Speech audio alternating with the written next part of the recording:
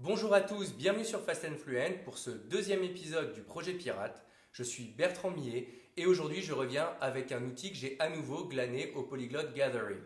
Alors cet outil, je l'ai pris à Jimmy Melo, le polyglotte brésilien qui est plutôt connu et je vous invite à voir un petit peu son travail dans les liens qui sont juste sous la vidéo. Quand je dis que je lui ai piqué, c'est pas tout à fait vrai. En fait, lui donnait une conférence et moi j'ai simplement, à partir de sa conférence, créé un outil, ça m'a inspiré ça, et j'ai envie de partager cet outil avec vous. Alors le but de cet outil, ça va être double. La première chose, c'est d'enrichir votre vocabulaire, de vocabulaire justement pertinent. Et in fine, si vous appliquez l'ensemble des étapes, c'est vraiment un outil qui va vous permettre d'améliorer vos relations sociales dans la langue que vous cherchez à apprendre. Donc moi, je l'applique à l'allemand. Pourquoi? Parce que vous avez besoin d'avoir un niveau qui ne soit pas un niveau d'absolu débutant. Vous devez être déjà capable de savoir faire des phrases dans la langue et de commencer à pouvoir avoir quelques conversations. Mais vous pouvez aussi l'utiliser avec une langue dans laquelle vous êtes à l'aise, mais vous voulez simplement grossir un champ lexical particulier. Donc choisissez. Pour moi, c'est l'allemand. Donc cet outil, qu'est-ce que c'est? Donc voyons maintenant comment se servir de cet outil. Alors déjà l'outil je l'ai appelé le Was ist das puisque en allemand Was ist das ça veut dire qu'est-ce que c'est. Donc vous allez déjà si vous ne la connaissez pas apprendre cette phrase là dans la langue que vous êtes en train d'apprendre. Et ensuite le principe c'est d'aller se balader quelque part, n'importe où et de vous poser automatiquement devant chaque objet que vous rencontrez la question Was ist das. Et là il y a deux cas, soit vous savez pas. Donc évidemment si vous savez vous répondez à la question en allemand, j'entends. Enfin, en allemand ou dans la langue que vous apprenez.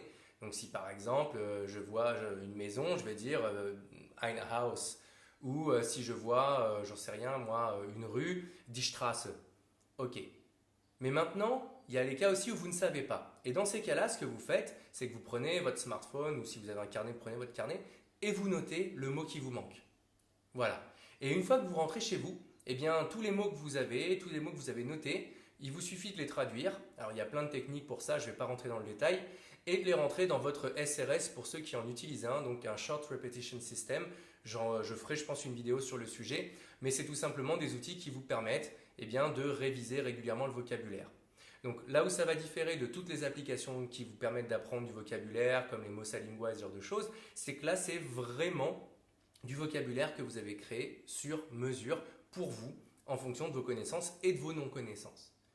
Alors, voilà donc l'outil auquel je suis arrivé en étape 1. Par contre, après, l'étape 2, c'est quoi? Déjà, l'étape 2, c'est d'aller vérifier que ça fonctionne bien. Donc, vous retournez au même endroit et puis vous voyez, vous êtes sûr que ça fonctionne bien. Donc, si vous faites ça, par exemple, sur le trajet du travail, ça marche hyper bien puisque rapidement, les objets, vous pouvez vous tester plusieurs fois puisque vous le faites tous les jours. Une fois que vous maîtrisez vraiment, là, vous pouvez ajouter des détails.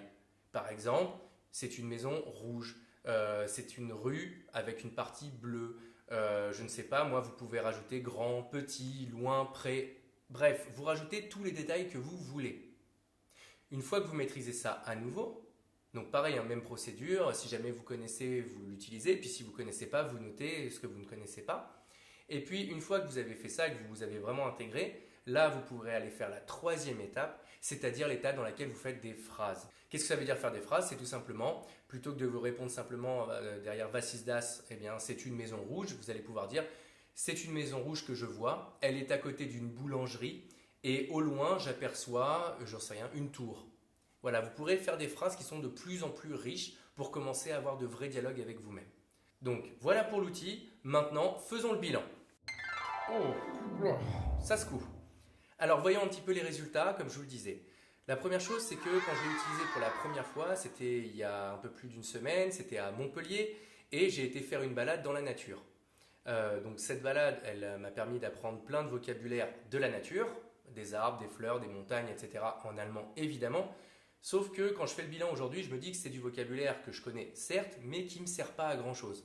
Je ne suis pas un fan de nature et je ne vais pas régulièrement faire des randonnées avec des gens. Et à partir de là, donc ça m'a renvoyé à une question. Et mon conseil, c'est posez-vous cette question avant de faire le jeu dont je vous parle.